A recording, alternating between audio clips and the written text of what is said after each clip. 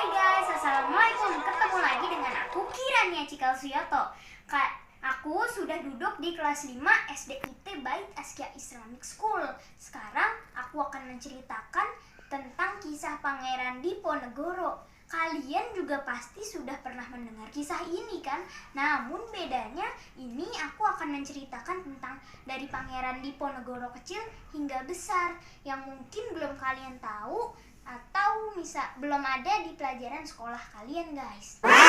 Jadi jangan lupa tonton sampai habis ya guys video ini.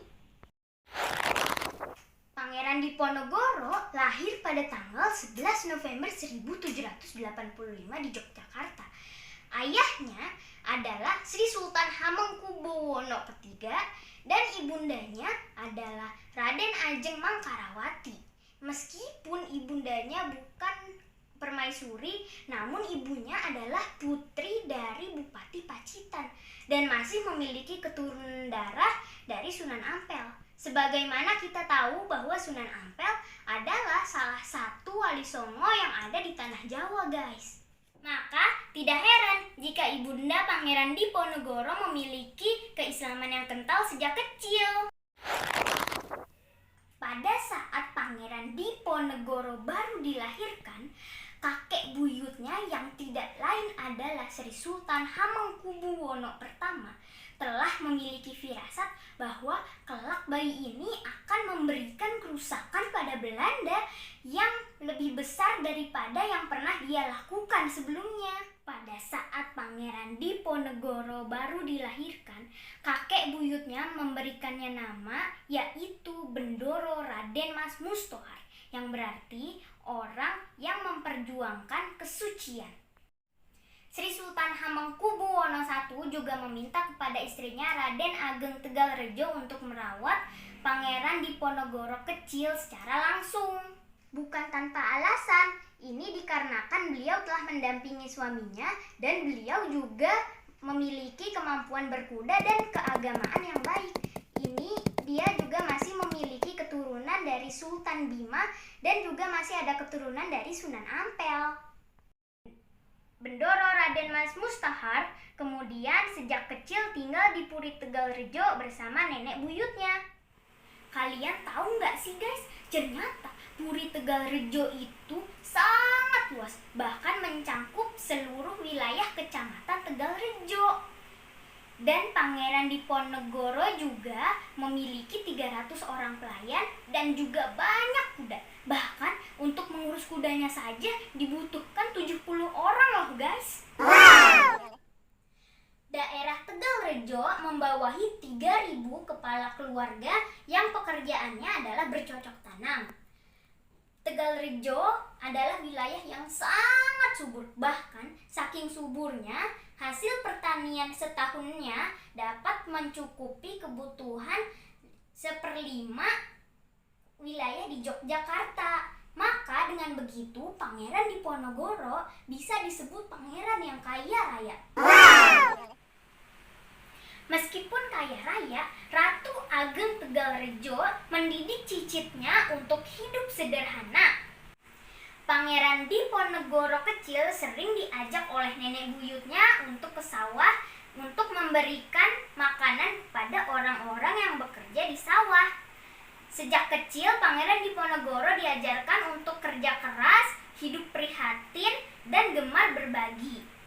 Beliau juga diajarkan tentang Islam dari para kiai yang didatangkan langsung ke Puri Tegalrejo oleh nenek buyutnya. Ratu Ageng Tegalrejo adalah orang yang sangat dermawan dan memegang teguh nilai Islam. Dia sering mengundang para kiai dan santri untuk bermukim di rumahnya dan meminta mereka untuk mengajarkan agama Islam kepada Pangeran Diponegoro dan juga masyarakat di lingkungan sekitar. Ratu Ageng Tegalrejo juga memberangkatkan haji pada para kiai yang dianggap ilmunya bagus. Padahal saat itu untuk biaya haji masih 2 tahun pulang pergi. Salah satu guru yang paling berpengaruh bagi Pangeran Diponegoro adalah Kiai Taptoyani yang berasal dari Minangkabau, Sumatera Barat. Jadi Pangeran Diponegoro sudah terbiasa dengan lingkungan pesantren di rumahnya sejak kecil. Saat ayahandanya naik tahta menjadi Sri Sultan Hamengkubuwono III, Pangeran Diponegoro selalu menemani ayahnya untuk berjuang. Sampai suatu saat sebelum ayahnya meninggal, dia sempat meminta kepada Pangeran Diponegoro untuk menjadi putra mahkota dan melanjutkan dirinya menjadi Sri Sultan Hamengkubuwono IV. Namun Pangeran Diponegoro menolak tawaran itu hingga 3 kali loh guys, karena dia merasa dirinya kurang layak. Karena dia bukan anak dari permaisuri, sedangkan masih ada adiknya yaitu anak dari permaisuri. Dan itu mencirikan bahwa Pangeran Diponegoro bukanlah orang yang tamak akan kekuasaan. Sebenarnya Pangeran Diponegoro juga sudah memiliki rencana untuk melawan Belanda, namun terdahului oleh Belanda yang menerobos halaman rumah Pangeran Diponegoro untuk membuat jalan Yogyakarta-Magelang. Pangeran Diponegoro sebenarnya tidak terpancing akan hal itu, tapi rakyatnya merasa itu adalah sebuah penghinaan yang sangat besar, sehingga pecahlah Perang Jawa pada tahun 1825. Pasukan Pangeran Diponegoro terdiri dari para rakyat jelata, para kiai dan santrinya, dan juga para pangeran-pangeran.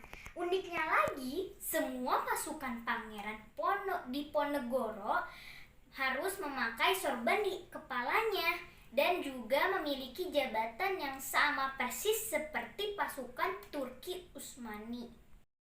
Pangeran Diponegoro bersama dengan pasukannya melakukan strategi perang gerilya yang sangat lihai.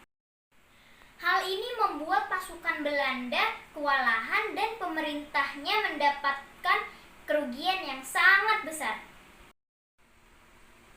Kalian tahu nggak guys? Saking hebatnya strategi perang gerilya Pangeran Diponegoro, sampai ada buku yang wajib dibaca di akademi militer ternama seluruh dunia tentang strategi perang gerilya Pangeran Diponegoro loh.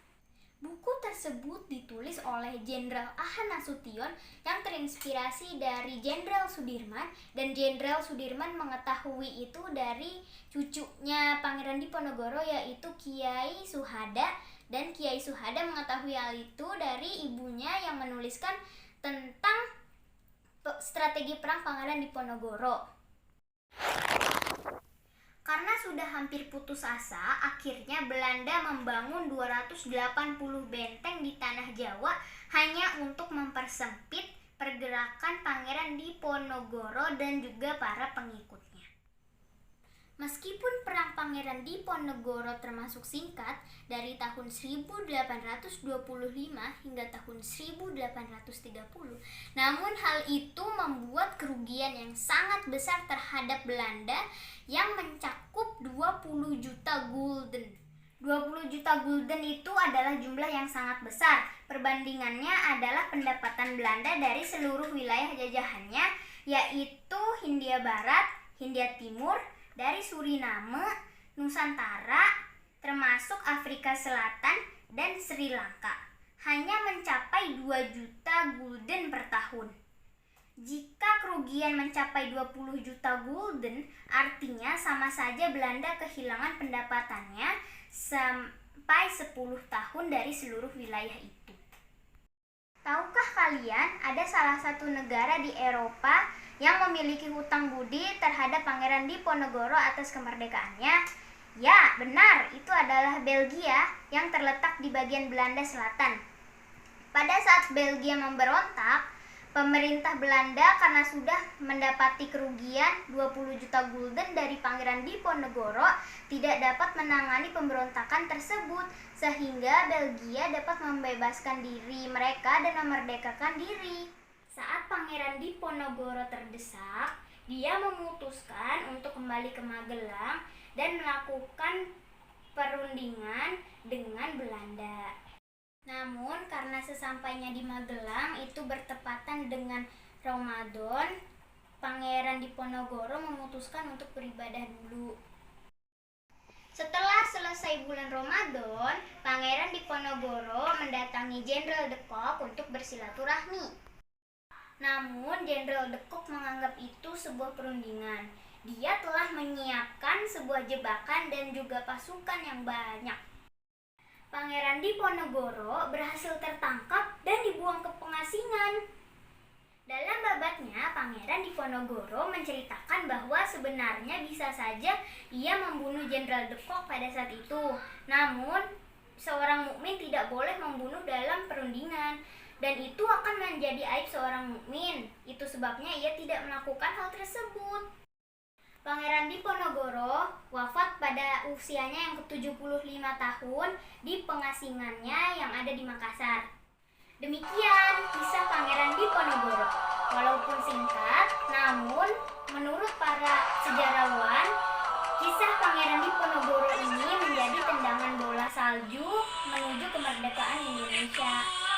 Akhir kata saya ucapkan